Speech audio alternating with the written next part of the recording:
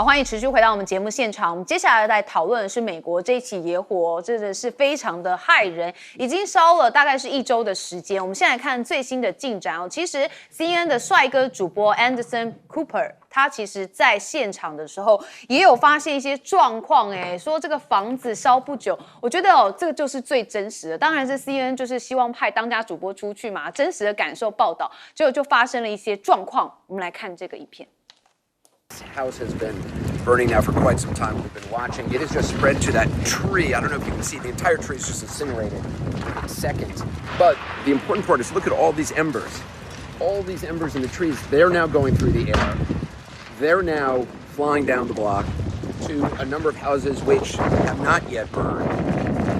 And those embers, now look, those embers have caught in that tree. And that will be then cascading effect. There's a lot of trees on this block. There's a lot of bushes. There's a lot of logs. Whoa. Okay. 哇，这跟战地一样的可怕哦，也就是火好像就在身边一样哦，但这就是敬业的精神哦。但我们必须要说，前线都要特别的注意安全。好，但是因为这个洛杉矶野火在扩大，现在还说转向哦，这个富人区沦陷，然后 UCLA 的学生也是正准备撤离哦。那他现在已经扩大到了富人区的布伦特伍德跟恩西诺水库，还有盖蒂中心等地哦。那加州大学这边也呼吁全校的4万多名师生要提高警戒，随时要撤离哦。那加州这边的野火现在已经变风向了，有13人已经因为野火丧生了。好，我们要带大家来看哦，高级住宅的重灾区的惊人对比的街景哦。我们现在看到是加州的宝马山花园遭到野火的侵袭哦，商店街沦为一整排的瓦砾废墟，那包含的是卫星图啊，还有街道的前后对比哦，都是给大家来看，真的是相当的惊人，一夕之间家都没了。好，这野火肆虐，政府现在到底在做什么呢？好，加州野火有18万名的居民撤离，就受灾户就说：“你们怎么只救富人跟名人房呢？”好，当地居民就说：“当我们努力用水保护自己的房屋，避免遭受火焰吞噬的时候，消防员在帕利塞德忙着保护富人跟知名的人的财产哦。”他说：“让我们普通人的家园化为灰烬。”好，这个帕利塞德就是所谓的这个富人区啦，所以很多人就说：“你们都只管有钱人，我们呢？我们很需要帮忙啊。”好，那市长这边到底怎么回事哦？他都被质问不发一语，然后连续2天还有误发警报的发生哦，所以美国演员也吐槽。好，那是在1月9号、1月10号，加州洛杉矶县的居民曾经连续2次收到了错误的疏散警报哦。那这个督察官林赛就说：“哇，这个错误不能接受哦，在极端混乱的时候，又造成了额外的恐慌。”那这就让美国演员塞巴斯蒂安说：“我们当时真的是差点没有办法来逃生，差点要跳海了。结果你们消防员倒是跑得很快，他们就快速的撤离了。”他是觉得非常的讽刺。好，那因为这场大火，加州有939名的囚犯现身来救灾，他们每天只赚10块的美元哦，乘以34大概300多块而已，台币而已。好，那当然这个超过600名的国民警卫队的士兵，还有200名的宪兵都出动了。好，那现在五角大厦发言人也说，军事人员的数量可能会增加。那就有人问说，为什么这个联邦政府这边都没有反应呢？好，五角大厦发言人就说，其实并不是加州的领导人哦，他说他们随时会提供支援。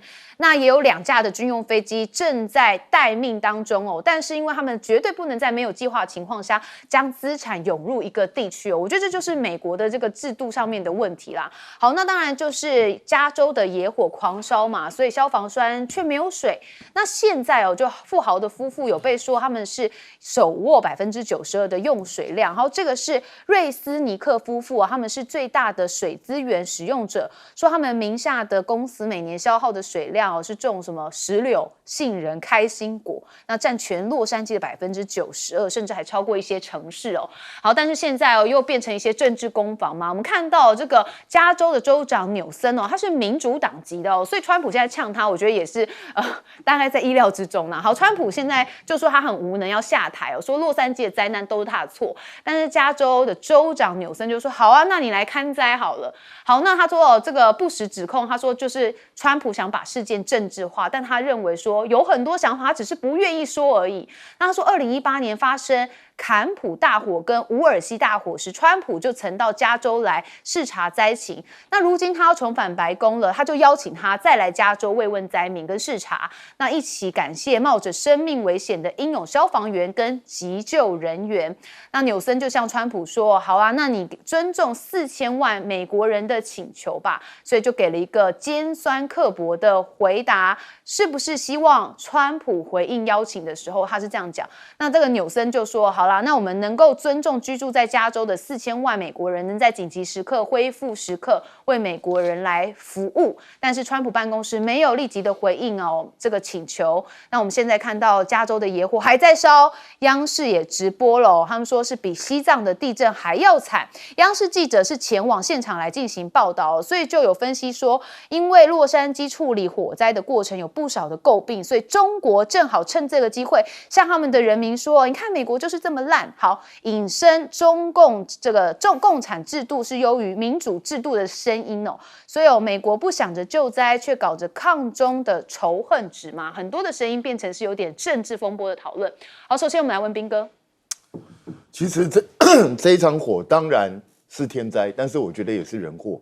你从这一场火里头，美国所有的动作可以显示，美国的制度显然有严重的问题，因为明明有先进的设备，可是都不投入去使用。美国是科技大国，你们有很多东西都可以投入救灾，为什么不投入？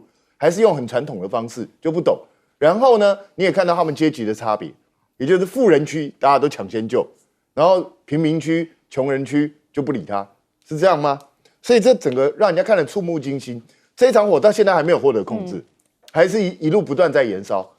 我觉得正常的情况下，你不要跟我讲说什么富人拥有92%的水资源，你政府在这种紧急时刻你不能征用吗？不是应该直接征用吗？你还尊重他的产权什么东西？现在救命最重要不是吗？美国的官员到底在干嘛？我实在搞不太懂。然后有的人在嘲笑说消防员先跑，那消防员不跑，难道你不要在那边等死吗？他该撤，你救不了的时候还是要撤离呀。我只是觉得很奇怪，你看五角大厦现在还说很多东西我们没有加州认证，我们没有办法去，在紧急时刻还要等这个东西吗？你要去申请手续吗？这就像我们那个巴掌溪事件嘛，当然一层层层去，大家推卸责任，到最后人就死了，对，不就是这样子吗？所以在这种紧急状况下，美国总统拜登你可以出声啊，你可以要求现在立刻绕过这些繁复的程序，我们先救人再说，其他法律的事情日后再来研究，不是吗？你是总统，你有这个权利啊，你为什么不下这个令？我知道美国是联邦制，因为很多州是不愿意联邦政府介入太深的，可是现在都什么状况啊？再这样烧下去，加州就烧没了，那还得了？加州是美国最富裕的州，那你们可以任由这个状况发展吗？现在他们的损失已经可能破1000亿美元了，这非常1000亿美元是什么概念？我们一年的中华民国一年总预算不过3兆1000亿，就差不多是1000亿美元。他已经把我们一年的总预算都烧完了，而且还持续在烧。接下来会怎么样，根本没人知道。因为风向在变。是啊，而且刚大家也看到那个状况啊，你一棵树在烧的时候，它的那些火星啊、灰烬开始往外飘散，那美国又一大堆都是木造房屋，你一飘过去，直接又烧起来，不就是这样吗？就一个接一个，一路这样烧啊。所以在这种紧急状况下，不能再拘泥小节了啦，应该是从美国各地把所有的物资资源全部都投入，赶快把这样大火挡下来，不是应该做这件事吗？那当然，川普这个时候去嘲弄Newsom，当然是因为政治上的因素。可是你看纽森的回答不也是很政治吗？大家都政治来政治去，这跟台湾内部政客互相在骂有什么两样？不是一模一样吗？你邀请川普去看灾，他当然不会去，他也没有傻到这种程度，他怎么可能会去呢？但是我觉得很好笑的就是，现在你们说大陆加大报道是在嘲弄，要证明共产比民主优秀。可是第一个，你衰的时候，过去你不是也一直报道中国大陆很多灾难吗？对不对？你报道就可以，别人报道不行。那重点是你有没有办法用迅速的行动，赶快把大火扑灭？你证实你民主比共产优秀，不是吗？谢大使，这个洛杉矶现在的情况啊，就是跟那个战区一样，断垣残壁啊，这个好像这么惨，还没打战就这样了，一个火就已经一个火就这样，它真的是蛮严重的，它整个区一个区被烧光。然后看了很多片子，人家进去看，就是整个烧烂掉了，这是断垣残壁。区域非常大，他现在18万人撤退，还有很多人在等着这个消防单位告诉他你准备撤离，还没到你家门口的附近的啊，他现在叫你准备撤离的，那个心里面也是七上八下。所以这么好一个国家，这么好一个城市哈，那么好的天然环境，现在变得搞得像人间炼狱。当然这里面你说是天灾还是人祸，我认为人祸比较大。我们就讲为什么川普跟这个 Newsom 吵架。事实上5年前的时候，当时加州就烧过一次大火啊。那后来川普他问川普一定为什么要讲这件事，川普他就在他的脸书就讲说 Newsom 要负完全责任。后来记者又追问他说当时因为加州发生那大火以后，他就跟 Newsom 讲说，我们帮你调一些水，你们啊将来一定需要水。这个现在是气候变化，然后呢，这个加州的气候越来越干燥啊，那很危险。那你的消防需要用水，所以他帮他找了一个水源。他说就从 Rocky Mountain 拉下来，最北甚至从加拿大里面的水都引过来。可是他就叫 Newsom 签 ，Newsom 不签，因为什么？环评，它里面在这个水的时候，它把它等于说改方向，要调到加州来的时候呢，中间会引起某一种鱼种的绝种，是因为它那个水本来要流到海里面的，那就变有一些鱼种它就没有办法生存。为了要保护那几种很少数的小鱼种，结果呢 ，Newsom 就是不签。那不签的结果现在就是没水。现在为什么加州这一次？这个整个消防队就怎么样？等于摆设啊，就坐在那边看着一个房子一个房子烧。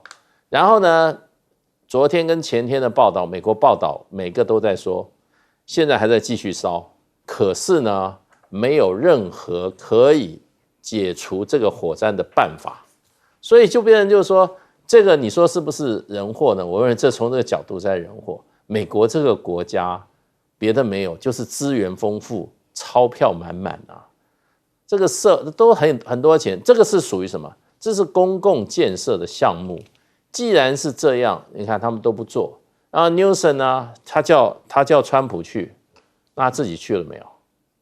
他自己去灾区没有？也没有看到他去灾区啊，只有记者去啊。所以美国这些政客已经怎么样？都是无良政客，没有良心。然后呢，从来不会自我反省，遇到人家攻击的时候去反攻击别人。然后呢，一切都是政治语言，最后只有老百姓。老百姓现在美国老百姓很多都觉醒啊，原来我们国家是这样子啊，现在才觉醒吗？有点太晚了吧？舰长，你会觉得美军慢半拍吗？美军基本上来讲，它是由联邦下令啊。那但是现在的问题也就是地方，也就是加州政府，他的态度啊，一直举棋不定啊。所以对于美军来讲，他其实是不是能够派兵前往啊？这是第一个限制。第二个限制，他讲说，我们看到这一个五角大厦的这个新闻副秘书啊，他讲说，我们没有这个计划啊，这个就糟了。为什么这么说？因为其实本来计划都是一套一套的，你要先做好想定啊。那因应不同的状况发生，然后你就是稍微进行一个修正。我在去年去那个看珠海航展的时候啊，他们现在连解放军连这一个所有的想定啊，通通进入 AI， 然后会配合的战况的不同，它立刻的由人介入进行修正。这个就是重要的地方。请问美军为什么做不到呢？那另外啊，有关于这个加州这个大火，其实它进入21世纪之后啊，那个加州干旱又缺水，这个根本就是司空见惯啊。那为什么会发生这么严重呢？第一个干旱，那就不用讲，我们刚刚提到有关于极端气候的部分。第二个，也就是那圣塔安娜风啊，这个风到底风速有多快啊？每小时161公里啊，这么大的风，所以我们刚刚才会看到那个CNN 的主播 Cooper 他站在旁边，其实那是非常危险啊。如果大家有看过这个山林野火的这些电影的话，他那个风这样吹，他的那个灰烬就不但高温，而且带着火星直接往那个顺风的方向吹，然后就引燃一片啊。那这个是我们所看到的。然后另外呢，也就是刚刚大使所提到的缺水的部分啊，那也就是原来要引进沙加缅度那个圣华金河的这一个那个水源，那这个是川普的想象啊，但是纽森不同意。纽森说啊，这个我们要保护啊，这个三角洲胡瓜鱼啊，那另外学名叫做越洋公鱼，它到底有多大？它其实它的长度呢，也就是3英寸啊。那这样，现在我们看看用人命来跟那个自然生态做一个平衡啊。那我们不知道美国的选择是什么，但是这里面我们看到另外一件事啊，我们看到所有的美国媒体都在谢谢谁？都在谢谢伊隆马斯克。为什么？因为火灾的第一时间，所有的电讯全部断光，那所以他讲说这里的这个 cell service 全部通通都没有办法作用。然后我们来看看他这一个 X 里面全部谢谢都这所有的媒体啊 ，CNN 啊 ，CBS 啊 ，NBC 全部都在感谢。可是既然你们要提日喀则地震啊，我们就看看日喀则地震。中国大陆是怎么做的？他们立刻的第一时间要恢复通信。为什么要恢复通信？因为你需要求救的时候你要通讯，你要跟家人报平安的时候你要通讯，然后而且在这么冷高原气候之下，你要那个需要外援怎么样？你要通讯。他们不断立刻的架设基地台，还派出了无人机基地台啊，也就是我们看到的无人机任何运用呢，不是只用战争上面，其实民生也是如此。好，我们休息一下，马上回来。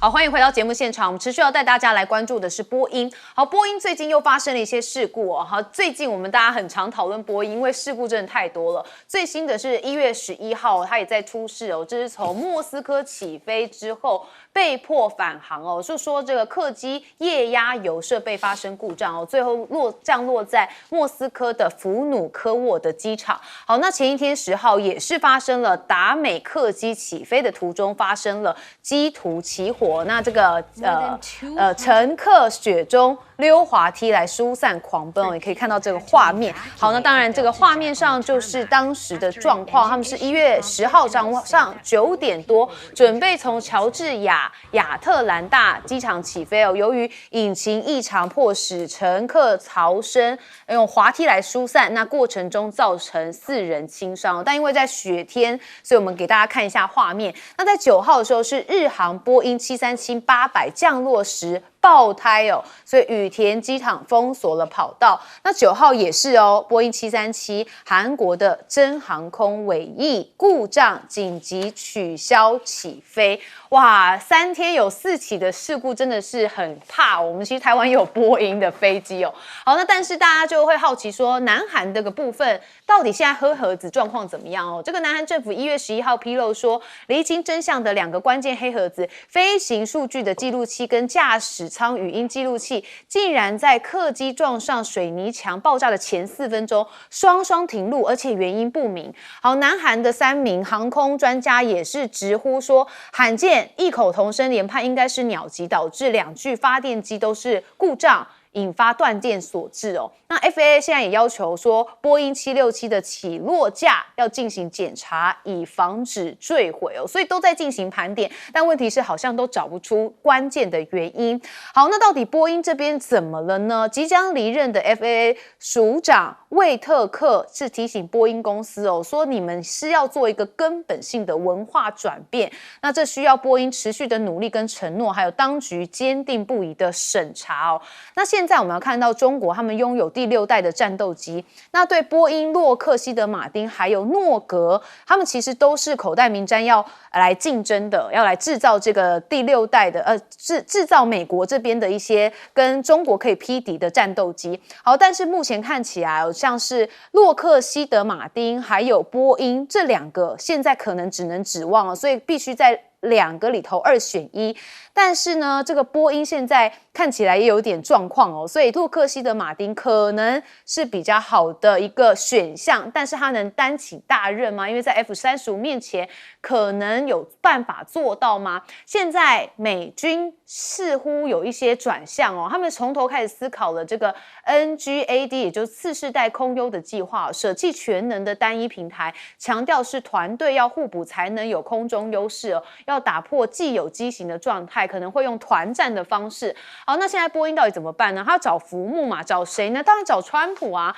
川普就职典礼上面他们就捐款了，包含母公司 Meta 啊，像脸书母公司 Meta， 然后亚马逊啊，宣布100万之后，他们现在也是奉承哦，上供。好 ，BBC 有说波音证实将为川普就职典礼也是捐款100万的美元，然后说很高兴维持支持美国总统就职委员会的一个传统。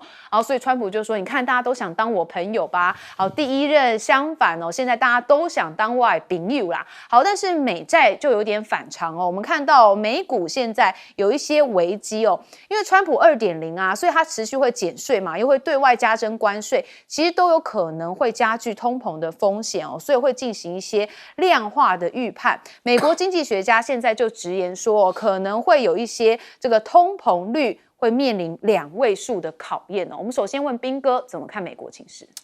这个波音这个问题真的很糟糕，每天都有事。对，每天。这个实在是，我不知道现在还有多少人还敢坐波音的飞机哦。你恐怕一听到是波音，恐怕都会怕。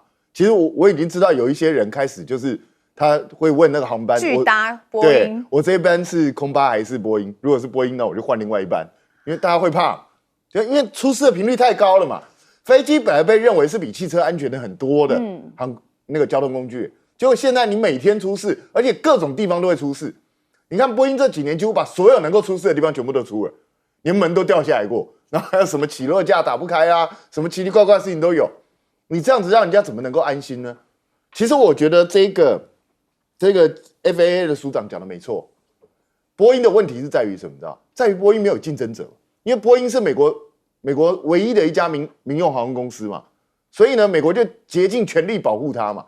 所以你在他没有竞争对手的情况下，这家公司从头到尾就想着怎么赚钱，根本没有把安全、把可靠摆在第一位，那就会出一大堆的问题啊！而且这几年只要讲到波音的事情的人，都会离奇，突然之间就想不开就往生了，真的啊，已经发生过2次以上了。所以这到底怎么回事？然后被消失，对啊，南韩这个事情也是一样啊，很奇怪啊。你说遇到鸟击，好，2个引擎同时失事，好。那黑盒子为什么会突然在4分钟前就停止记录任何东西？有这么巧，而且是2个哦，同时哦，这到底发生什么事情？这跟断电无关哦。黑盒子他自己有他自己的运作方式啊，所以是不是有人故意不想让大家知道真正发生什么事？我讲实在话，这个听起来非常奇怪啊。所以如果美国不彻底的去导正波音他自己公司内部的文化，跟他整个生产的流程方式的话，我觉得波音未来一定是越来越让世人无法信赖，到最后的结果，它的业绩一定会下滑。美国再怎么保护它，恐怕都没有用。所以我觉得这是美国自己要去想清楚。那至于6代机，当然最近因为大陆的6代机这个画面出来之后，引起了高度的关注。它那个到底是个什么样的东西？其实目前大家也都在，每个人都有不同的见解。那可是美国现在问题在哪里？你知道？第一个，它未来会生产这个6代机的，当然就是波音跟那个洛克希德马丁。可是呢，就是他们现在最大的问题是，到底6代机应该是个什么东西？其实他们都还没有去固定的方向。到底要不要有人？到底应该要赋予它哪些性能？到目前为止都还没有定案。所以在这种状况下，它的6代机恐怕不会这么快出来。那大陆的6代机到底它的标准是什么？目前也大家都在揣测。那至于川普这个东西，说真的，我觉得美国的制度有的时候真的是令人诟病。你看现在一大堆都在捐钱，每个都捐100万美金，捐一下他就职典礼到底要花多少钱？怎么可能花那么多的钱呢？所以到最后这些钱会怎么样？到最后这些钱就直接变成川普个人的钱。所以这在干嘛？你知道？这在交保护费，每一个都在交保护费。所以川普才洋洋得意说，大家都想跟我交朋友。这种制度可以让它持续运行吗？我真的觉得美国人要去思考一下，这个制度是公然的贿赂。好，季大使。这个波音啊，这个记录看起来真的是触目惊心啊！3天4场这个机件故障的事故啊，我看在这个美国这个 Georgia 这个 Atlanta 这次的事故，我刚刚看它事实上它引擎已经着火了，所以它才会立刻紧急的这样疏散，所以这个不是一件小事情啊，我觉得这是很严重的事情。那说实话，你看美国的这个 FAA 的署长，他只说我指出你的问题，他有采取任何措施吗？该停飞的有没有停飞？那他有没有去他的这些所谓的制造工厂，还有他的地方啊，加强他的检验呢？都没有啊！美国人现在就这样子，一点责任感都没有，下来讲一个问题，然后呢，问题继续存在。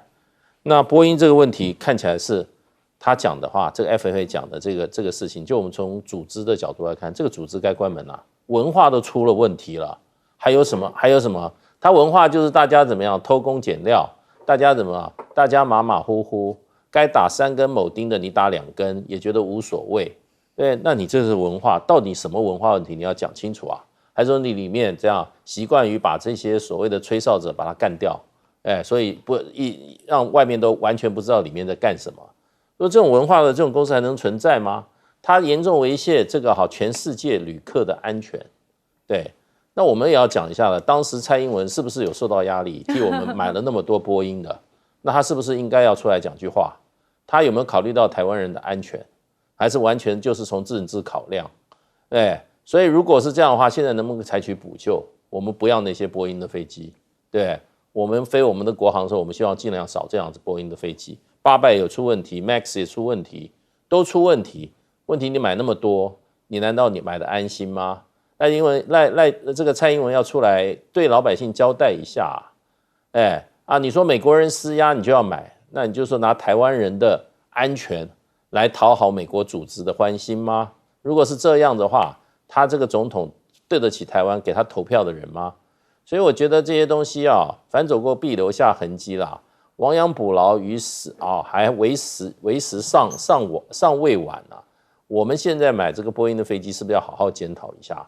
以这个它的飞机太不安全为由事实上应该要冻结了，不要再让它这些飞机继续进台湾。我是蛮赞成大使讲的，这个波音飞机真的要审慎再审慎哦，舰长。我们刚刚在上一节我们提到了有关于洛杉矶大火的部分，五角大厦的这一个副的新闻秘书我们这次又要提到他了。为什么呢？因为我们讲到有关于中国大陆出现了6代机的时候呢，那实际上来讲，很快的出现的时间是去年的12月26号，12月30号的记者会呢，其实就有记者提问说那个五角大厦是否在追踪这一种那个报道呢？那这个记者说我看了你那些报道现在没有任何可以给你的。好的，谢谢大家，大家那个新年快乐。这到底在搞什么？也就是其实美国对于中国大陆的6代机一点想法都没有。他为什么一点想法都没有？因为他深知他跟不上。那在去年7月的时候，我们可以看到，实际上那个时候的空军部长，这现在还是空军部长，他就说空军要暂停一下。为什么暂停一下呢？因为他觉得其实最重要的讲来讲去就是没钱，简单的来讲就是没钱。那结果呢，他到9月的时候又很快的提出另外一种想法也就是我们看到他有讲到说，他要重新构想这一个也就是次世代战机的那个它的成本要低于 F-35，你觉得可能吗？你是下一代的战机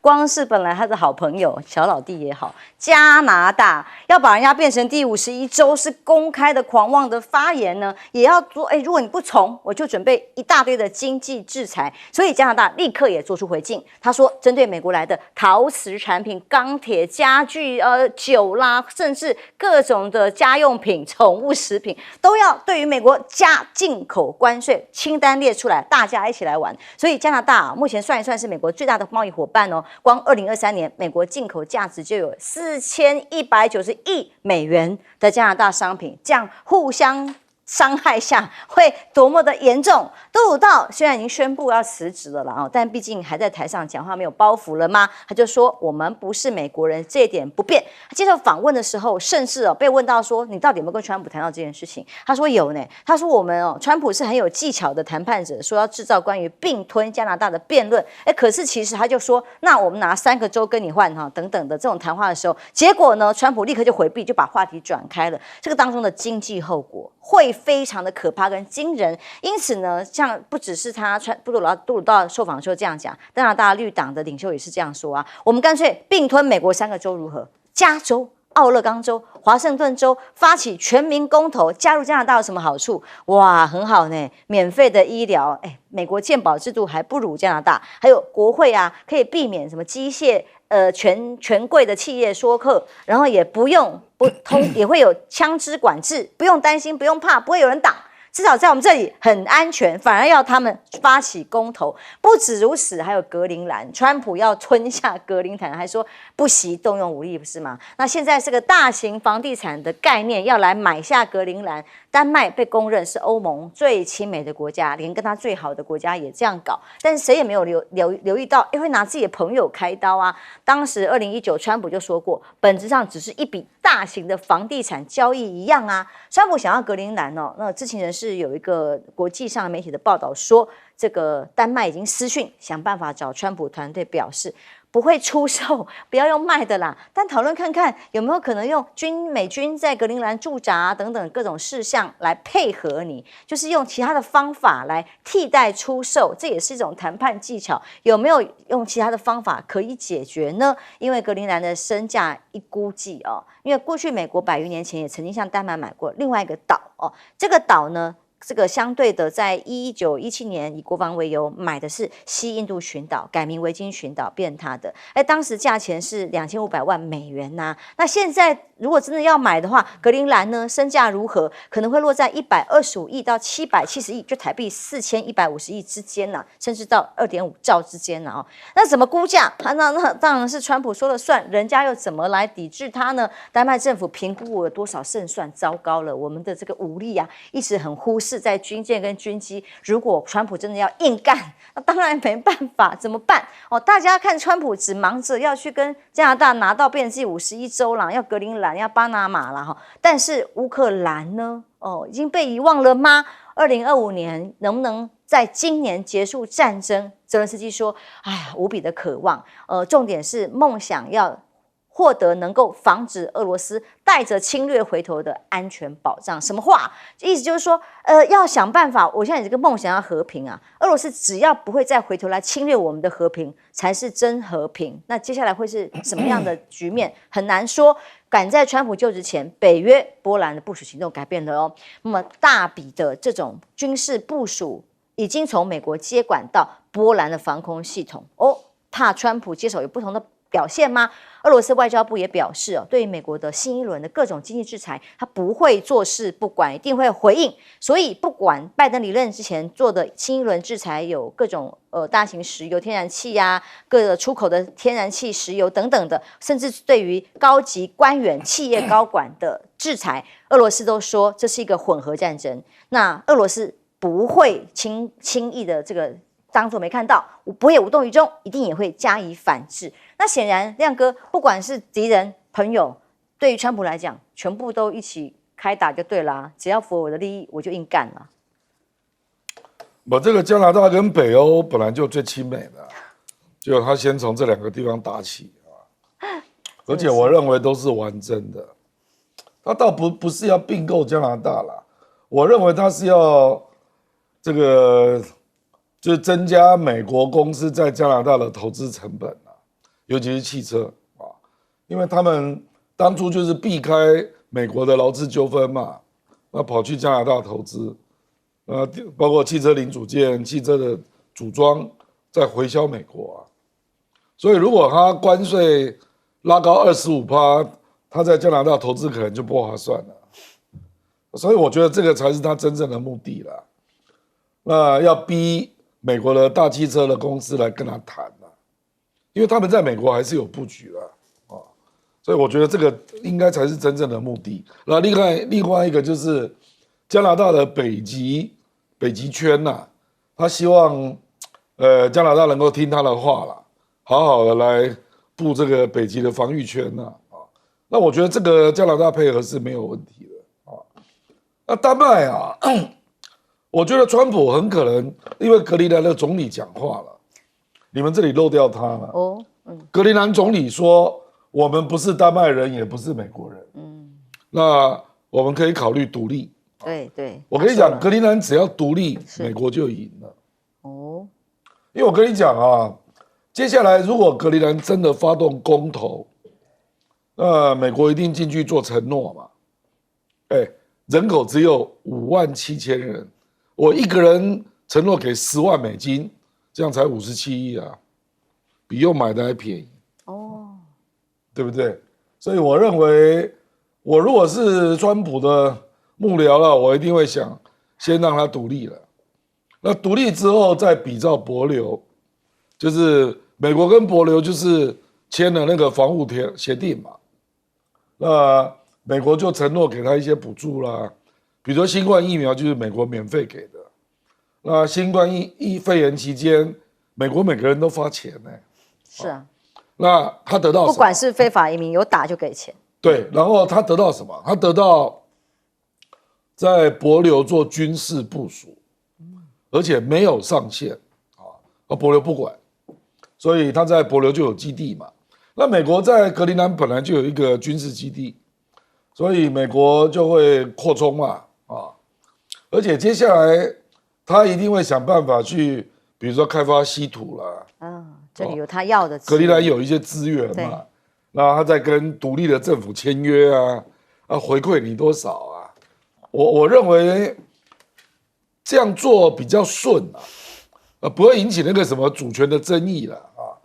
如果你引发主权的争议，那你岂不是回到2战之前，对不对？而且其他国家也会比照啊，俄罗斯也会说啊。你凭什么认为格陵兰是你的那我现在也要认为乔治亚是我的我可以用各种力量啊，而且我们还真的曾经在一起，你格陵兰根本没有在一起过，所以你那个就变成侵略了嘛。所以我是觉得美国人没有那么笨美国人不会说，哎呀，我弄出一个 model， 然后让中国啦、俄罗斯都可以来仿效，不至于啦。所以我认为比较可能的就是格陵兰先鼓励他独立了，然后再跟美国建立特别关系的这个条约了，大概是这样。杨老师，如果看到川普最近一系列的发言，从前一题我们就已经讨论到了，对于川普来讲，他要做的事情就是要把最大的包括领土利益都最大化呀。现在杜鲁道讲的话，其实也大概就像是川普要走之前讲的话一样。因为加拿大这个自由党大概快的话5月，慢的话9月，对，面临到选举就会下台了。而那个保守党，尤其是那个党魁加拿大保守党其实中间偏右，并不像就是川普的这个态度、政策态度一样。但是他那个党魁事实上是蛮川普的所以呢，也就是接下来我觉得美加之间，我觉得很有可能美国川普就会把这个美加墨自由贸易协定废掉，变成美加美墨，然后呢，一切就照川普的要求来去重新定一个2个双边的这个协定。那如果大家去看川普那个记者会，他谈到巴拿马跟格陵兰你从美国人的角度或你从共和党的角度，你还真的蛮被他吸引，被他说服。他在讲巴拿马。当然，他讲错的是说，他巴拿马现在已经完全这个让中国所掌控，那某种程度，事实上，中国在运河的管理上现在是蛮积极的，看你怎么定义。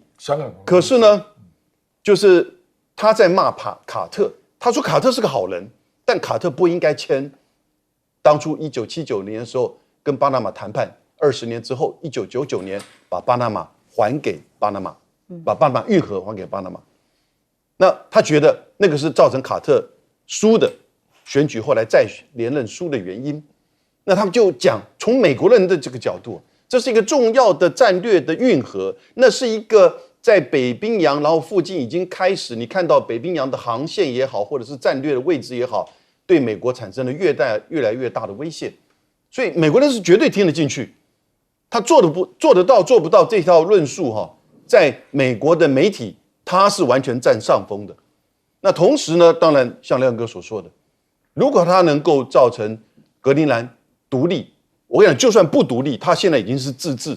接下来谈双边的军事合作，那以及甚至某种程度的经济的协助，那这个一定做得到，美国一定做得到。所以这个比去买下来，我如果能买，他还是愿意买，因为那个会历史留名的，那个是扩张领土。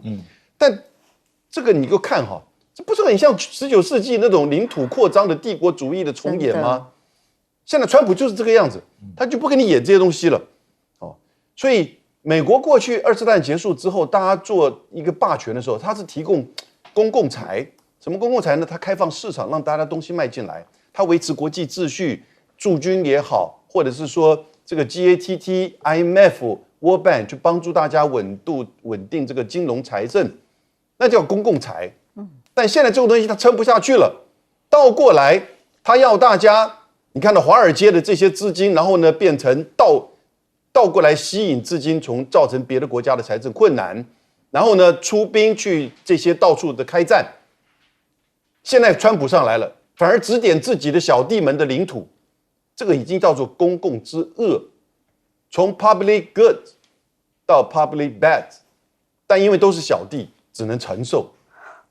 那现在你就看到谁开始在形成另外一种势力出现，那个金砖，刚才左老师讲到的。金砖现在从9国加上9国变成18国，就开始慢慢的集结，这个开始的权力移转呢，我觉得就已经慢慢的形成了。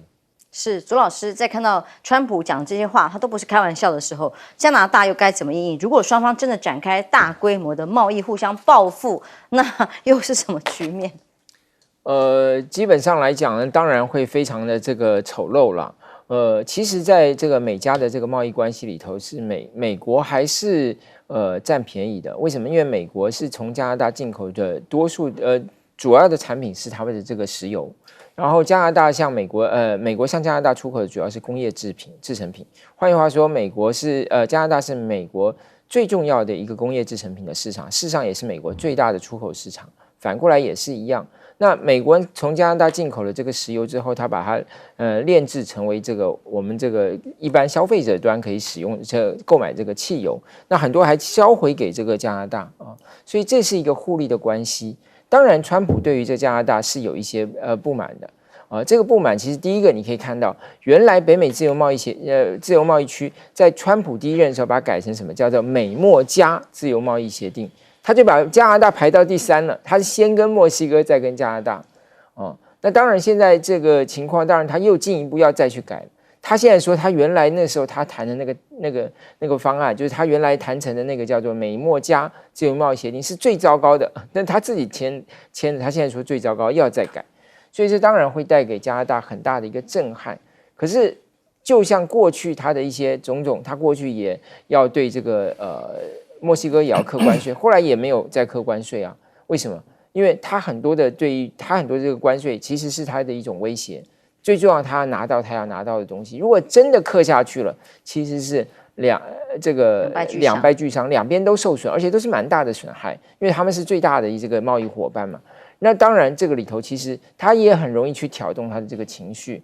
不过，我们看到川普的这一系列这种作为我觉得让大家很担心，就是说他那种不确定性，以及他那种就是为了美国利益之下，他什么事情都可以做，其实会让大家会惶惶不可终日，就太大的不确定性。其实格陵兰也是这样子一种情况。现在川普说，如果丹麦不愿意放手，他甚至也会课丹麦关税啊。所以丹麦现在说好吧，那大家就好好谈一下。其实美国这个在这个1917年那个时候是公开宣誓承认丹麦对于这个格陵兰的主权的。那到1950年代那时候，丹麦是把这格陵兰这个地方，只要跟防卫相关的地方都让给美国来管理了，就是美国实质上已经去控制了这个格陵兰岛了。所以现在到底争什么，大家当然是这个一团浆糊了。不过这个就跟格陵兰要独立是有关系的，因为其实中国大陆的力量也伸到这里来，中国大陆在这里也要协助他们建港口啊，建一些基础设施。那如果他们的经济状况没有像欧盟情况那么好，然后呢，他现在又要独立，又希望能够争取更大的自治，那当然，更大的自主权，那当然中国大陆这个操作的空间就很大。那俄罗斯当然也有机会，所以说这才是为什么这个变成是一个重要的议题，而成为川普要这个施展他这个权力的一个对象。而且当时美国那个时候，在1917年去承认加拿大对这格陵兰的主权的时候，承认丹麦对格陵兰主权的时候，很多人认为说那是一个所谓门罗主义的一个例外。所以现在川普等于说我要再走回门罗主义了，因为这个地方等于是你可以说它是美洲的，你也可以说它是这个欧洲的，因为它是在美洲跟欧洲之间，它是在那个北大西洋那个地方，所以它等于是另外一个门罗主义的这个回来。当然，就是对于川普来说，它是一个有意义的一个行动。不过，我们去看川普，不能只从简单的利益来看，虽然利益很重要，也是他要的，但他更重视的是那个认同的那个力量，就是他要告诉美国人说他是捍卫美国利益的，他要告诉美国人说他是一个代表美国伟大的一个象征，那个象征意义才是重点。是，可是在美国，你可以想象，刚刚提到墨西哥，当美国大火，还需要靠墨西哥来救。现在就发生了这样的状况，在2025刚开年的这前几天就有恐怖攻击，没有想到1月7号烧到现在已经台湾时间算可能算第6天了。LA 这里的野火居然还灭不掉，现在说只控制大概10%左右的比例，尤其是被说恶魔之火都出现，烧到这个画面，我们来透过画面看一下，这个烧到整个山丘洛杉矶的野火都已经到家不可思议，这个叫做火龙卷，这是大家觉得在火灾现场最害怕可能会发生更大的灾情的状况，像这样的火龙卷表示烈焰很猛烈，也可能会继续更大的延烧，断崖的野火持续扩大。 UCLA 学校也要学生做好撤离准备，都发出公告了，因为可能往下烧到学校校园啦。东部延烧的结果 FBI 办公室也因为浓烟太大，也担心被波及，都被迫南迁。CNN 在报道的很多媒体记者还有主播们，当然就是最大的挑战了。看到一个主播记者在现场访问的时候，直接汽车就爆炸，那个冒着蛮大的危险，因为那个烟一定非常的呛，在山区，在这个住宅区里头，因为很多的林地跟住宅区是连在一起的。看这个画面是汽车当场就在镜头前面爆炸了。那这样一烧再烧的结果呢？烧掉大概一半个台北市这么大的地方，墨西哥，哎呀，一下移民要赶回去，一下子要坑人家关税，出手来救。没有想到，真的洛杉矶耶，美国耶，这样的野火还要靠邻居消防队员来救自己的消防人员，各种的灭火设备不够，怎么回事？估计现在财损已经超过了5兆。成为美国史上损失最严重的火灾，烧掉的面积大概91.7平方公里，只有11%被控制哦。大概台币算一算，4.9兆，将近5兆的灾损。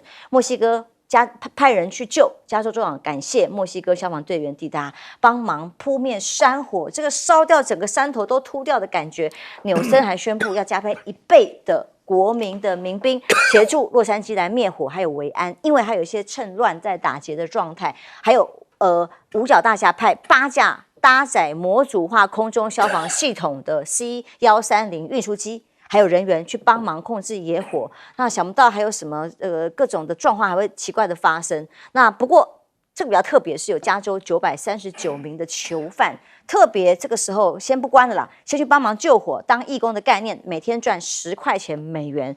那个为什么会火烧到这样，没有办法控制？当然水源呢，大家问怎么会没有水？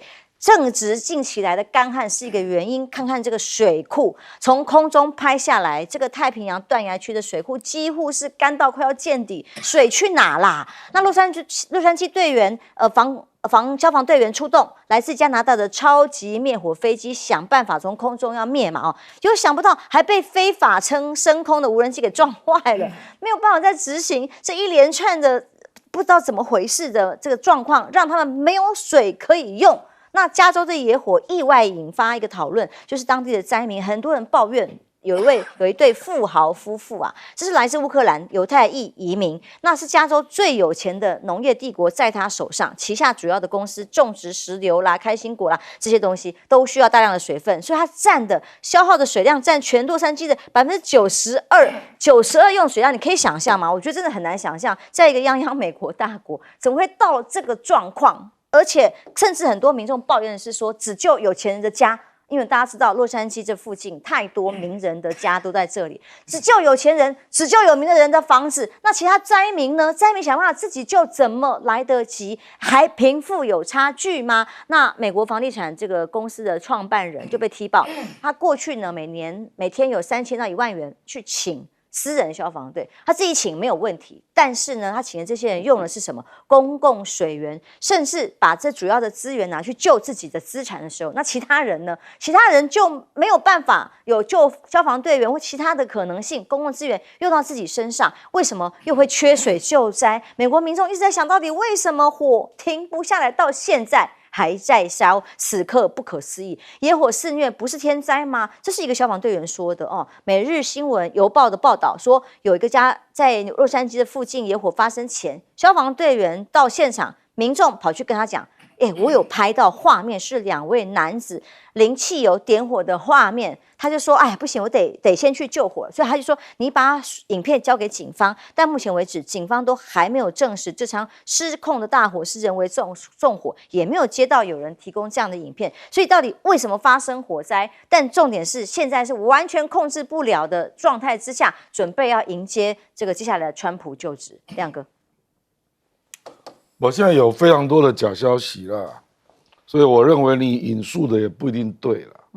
比如说我还看过一个更离谱的，那个是一个超级大网红 Alex Jones， 他说消防队员用女生的提包在救火。怎么可能？就是消防栓没有水啊，就用那个皮包，这太夸张了。不，有拍到镜头，有拍到镜头。就有一些小火灾，他用皮包反而比较快，不，这是真的啦。它的流量3000万，那个叫 Alex Jones， 已经到这种地步了，缺水到这种地步。不是缺水，消防栓不能用，没水不能用，损坏了。哇！那我跟你讲，这里面有很多奇奇怪怪，我也难以想象了。比如说你刚刚引述那个 Caruso 那个超级大不动产的老板，请问他如何取得公共水源？加州不可能没有法律啦，他怎么可以把那个水库的水接到他家呢？这不可能这样啦！如果这样的话，一定是违法，怎么可能不逮捕？因为你那个饮用水、那个自来水的水道，那个基本上都是政府的都是政府的权利啊。所以我觉得这种就有可能是谣言你如何做到？而且还不违法？那你这个加州就大有问题了。事实上，洛杉矶是被人家扒最多料的地方啦，就是那个女市长因为她刚好就是人去加纳参加总统就职，真的那回来之后，她把那个对所有的水的检验，把那个预算给删掉了，那应该是在去年的9月。结果很多消防栓没有被检查。他虽然一直说跟他削减预算没关，但消防栓损坏就是其中之一这个至少那个检查预算被他删掉了那删减预算他删了1700万嘛可是他有讲了，反正我们现在就扑朔迷离也不知道哪边对那当然也包括了，比如说是不是大量用了一些把那个原本比较有经验的那个消防员那个裁掉，为了要禁用 DEI 啦，就是同性恋等等，这个我们也还不知道确切的数字了。但就是不可思议美国一个泱泱大国，一个火灾搞到现在却还真的是不知道什么时候能够停下来。休息一下，马上回来。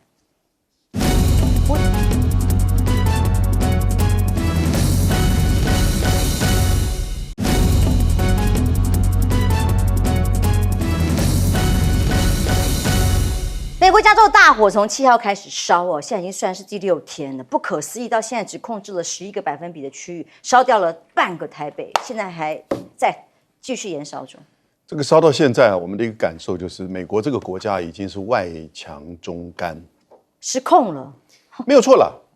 它这个是气候变迁造成的。去年加州一度最热的地方来到45度，而且长期的干旱，哦，然后看别的国家，也像印尼啊，这个秘鲁啊，甚至最近的香港也都有这个野火，这个其实已经全球现象。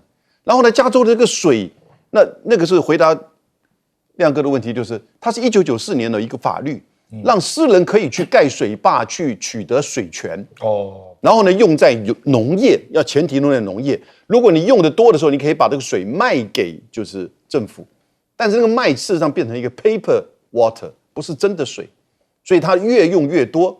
但这个变成一个体制跟政策的问题。你明知道这边火烧山这么容易，每年都有，啊，你为什么体制上不去做准备？那他说这个消防栓抽不出水哈，这个也是一个问题，因为他第一时间把那个电给断掉。所以呢，这个运送水的那个水泵的这个力量就不够。但为什么断电？他怕那个火烧的情势扩大，所以很多无奈。但是你这无奈都是在火灾来临的时候你面对的因应。可是你原本的这整个体制怎么去面对？我们没有看到任何的检讨，甚至都说了啊，如果都像台湾一样盖的是水泥的房子，哪会烧成这个样子？你去看有几栋水泥盖的哈。